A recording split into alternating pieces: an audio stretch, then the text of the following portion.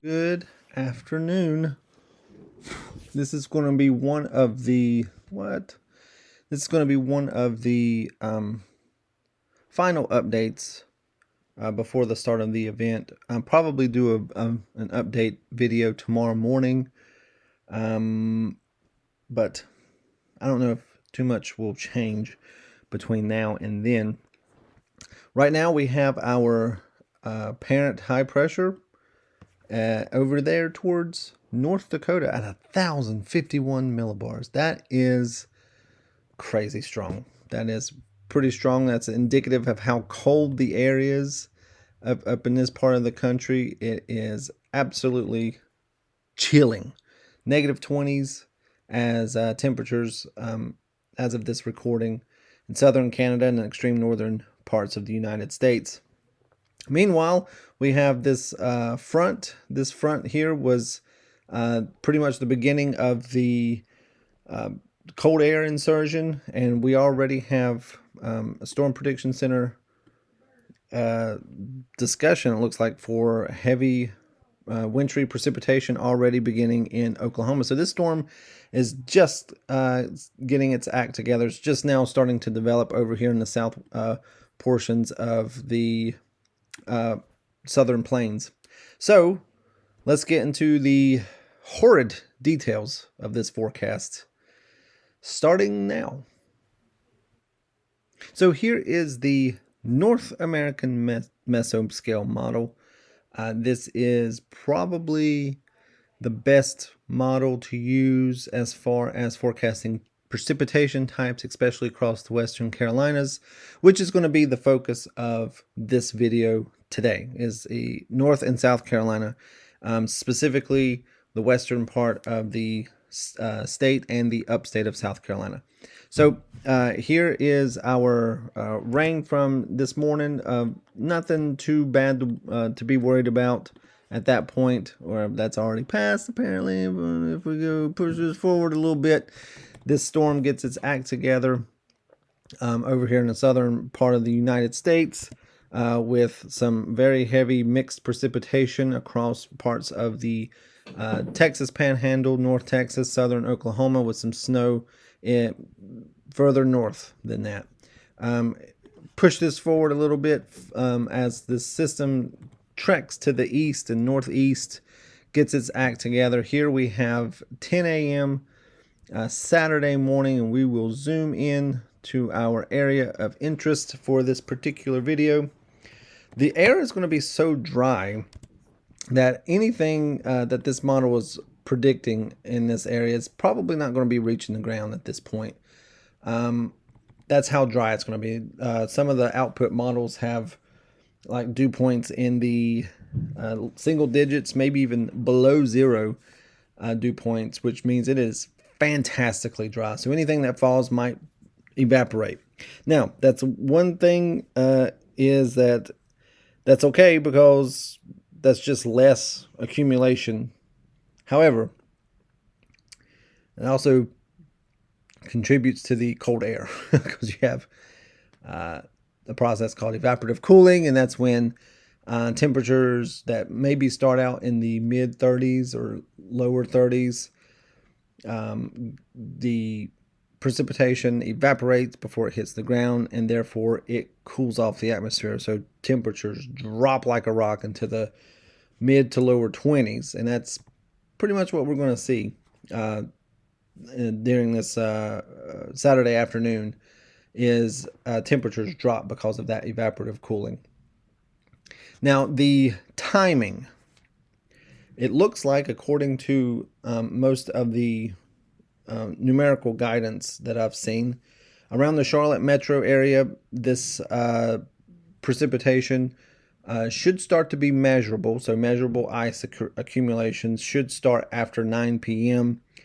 Somewhere in the 10 to 11 p.m. time frame on Saturday. The latest NAM has roughly a 10 p.m. And it has it as sleet. Now, here's the other thing. I will show you another model here in a moment. Sleet is actually the best case scenario. I know what you're thinking. What? The power outages is a little less likely with sleet. Now, is it totally 0%? No, because it's still going to make for a treacherous driving. What you don't want is this, where later on in the day, Sunday, the sleet changes to freezing rain.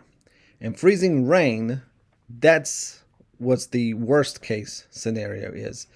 This is where all the damage from tree limbs falling on power lines and on the power lines themselves.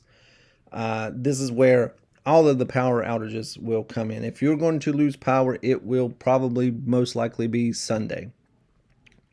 If you wake up Sunday morning with power, you're probably going to lose it somewhere around the Charlotte area by Sunday afternoon if this model verifies, which I'm hoping it will, because I mean, look at this. As soon as this is Sunday night, just as the precipitation is changing over to rain as it ends, that would be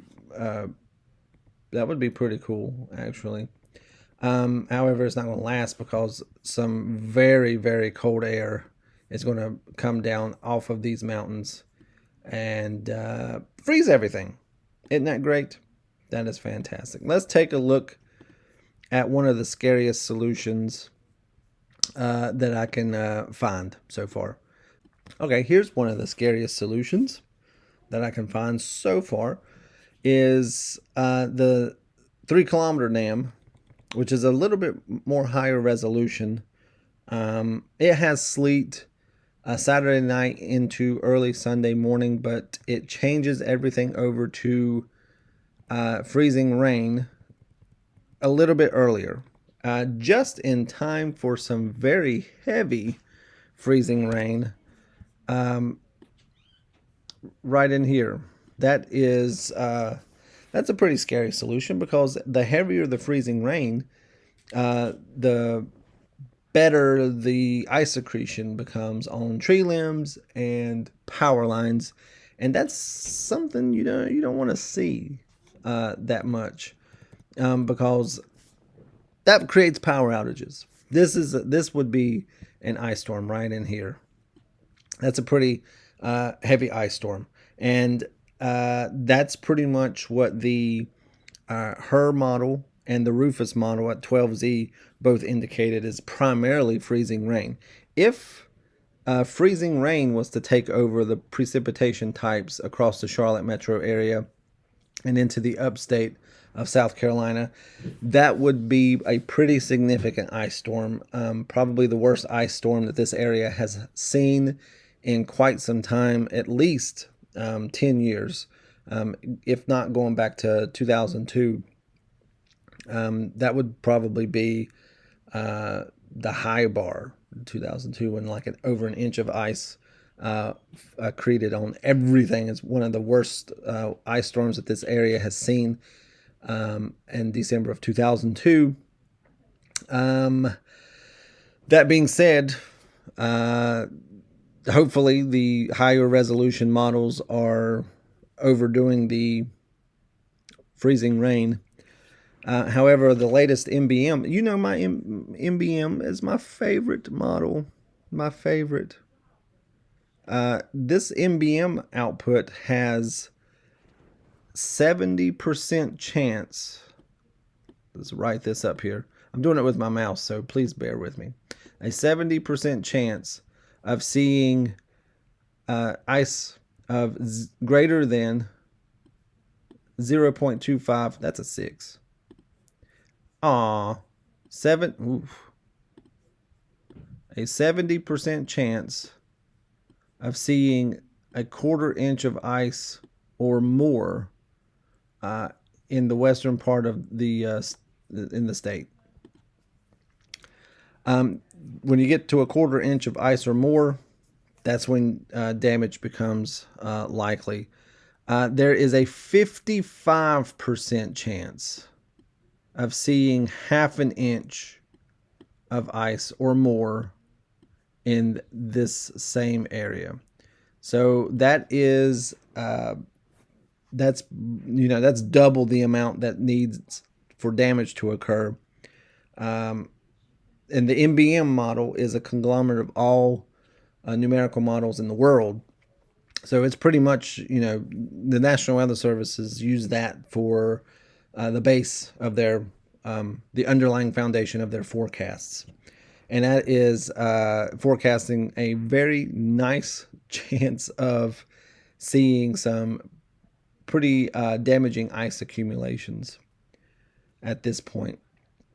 After the storm, the only thing that needs to be talked about is the temperatures. If we look at the, let's look at AIGFS. We're going to be looking at the temperatures for after the storm primarily. So we'll get through this storm. There is our cold air damming event. And then the storm passes. And then Monday kind of is okay. But then Tuesday morning, we have temperatures in the low teens, possibly single digits in some locations. Now, all that salt solution that's on the road in preparation of this storm, if it doesn't get washed off by the freezing rain, it will be rendered useless on Tuesday morning. So travel is probably not going to be recommended Sunday, Monday, and possibly into Tuesday morning, if not all day Tuesday, because it really doesn't warm up all that much on Tuesday, because we got some pretty cold air. If you see this, this is some pretty cold air up here. This is like negative teens up here. Negative 10 to negative 15 degrees Fahrenheit, not Celsius, but this is in Fahrenheit. That is, that's pretty cold. Anything that the brine solution is not going to be that effective, even in the low 20s, positive 20s. But once you get into the teens, single digits, and negative numbers as far as temperatures, you can forget it. That brine solution is not going to do nothing. Not going to do nothing. Taking one more advantage point from the aspect of the temperatures, this is the AIGEFS, or the hybrid, sorry. This is the hybrid GEFS. Besides the NBM, this is probably another one of my favorite ensemble models. I like ensemble modeling. It is the best. It is the best idea. Whoever had that idea is a genius in my book. It also has some very, very cold temperatures after this storm. So there's our storm right here. It is going to kick off. And then behind it, we have some pretty cold air on its heels. And it's not gonna be fun as far as the amount of cold air that's going to be in place for an extended period of time. I mean, these are temperature anomalies. Okay, so these temperature anomalies, look, I mean, this is some pretty cold air in this region, and it's not gonna go anywhere fast. It's just going to stick around. This is in the beginning part of February. This is February 2nd. This is 10 days from now, and the cold air still remains. In fact, if we stop this and head over to our lookouts and look at our, the climate prediction centers 6 to 10 day outlook, very, very cold conditions again. I don't understand that.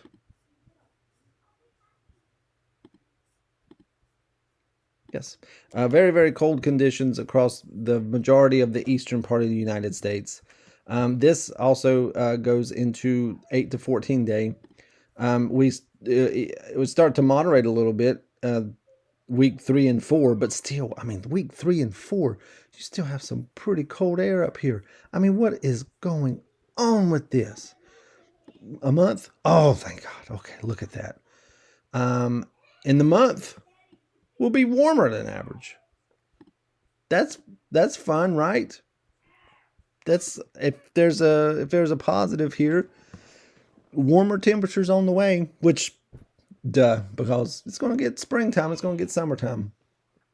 That, that's no consolation now. It's not helping us out now. All right, to recap, we expect the storm to start sometime late Saturday afternoon into Saturday evening. Perhaps a pretty quick translation from sleet to freezing rain across this area. And this is the overall impact. The winter storm severity index from the Weather Prediction Center has a major impact and even extreme impact across these southwest portions of the mountains of North Carolina and extreme parts of the upstate of South Carolina. Travel will be nearly impossible in those areas. Not advised in the red areas. You should probably use extreme caution in the orange areas, and then you'll have some minor traffic difficulties in the yellow areas. But travel is not going to be advised in the second part of the weekend into early next week. So if there's any more updates, I will let you know in a short. I will be putting out another video tomorrow morning and another a general short tomorrow morning as well, probably highlighting some differences in this forecast package and the new forecast package. So with that, this is all for this particular video. I hope you guys have a great rest of your day. Have a safe time preparing, getting food, non-perishables. If you need to make adjustments to your schedule, do so now, because this is shaping up to be a pretty impactful winter storm for this particular area. Y'all be safe.